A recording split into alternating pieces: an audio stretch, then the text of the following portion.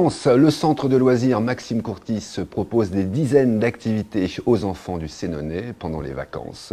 Dans son objectif éveil culturel aux plus jeunes, le centre a proposé aux enfants de découvrir 2 nouveaux spectacles. Cette action s'est déroulée conjointement avec les espaces culturels saviniens et c'est un reportage de Frédéric Brûlé.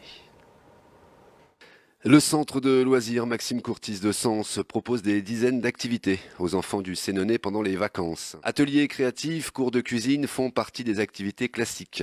Mais le centre de loisirs parie majoritairement sur des activités d'éveil culturel pour ses vacances scolaires, sans s'interdire pour autant 1 ou 2 sorties en plein air, comme nous l'explique Jamel Oukis.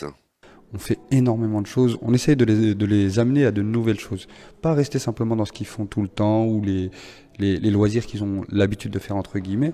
On essaye vraiment de leur apporter quelque chose d'innovant, quelque chose qu'ils n'ont pas forcément l'habitude de faire ou de voir.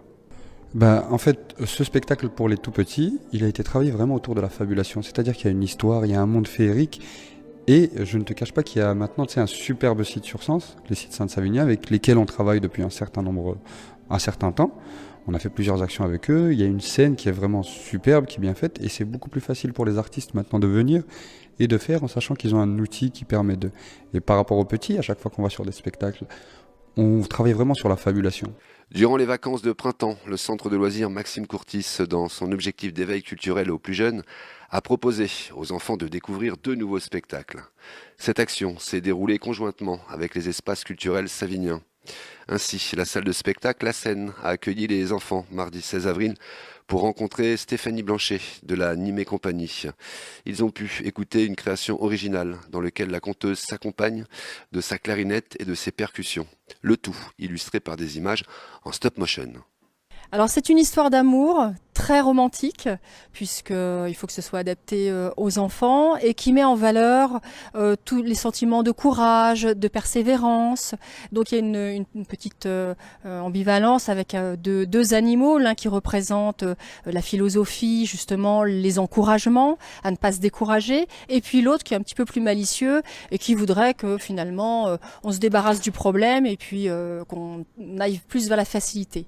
Donc en fait le personnage va se situer entre ces 2 sentiments et il va falloir qu'il surpasse les difficultés de la vie pour arriver à quelque chose. Et puis évidemment il y a une petite moralité à la fin, mais ça on peut l'apercevoir chacun, c'est la 2e lecture. En gros il faut savoir se parler, se dire je t'aime avant qu'il ne soit trop tard.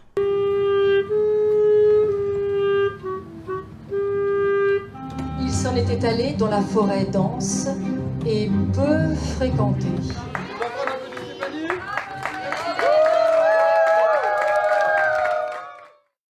C'est tellement facile de dire « je t'aime ». Voilà, alors n'hésitez pas à le dire.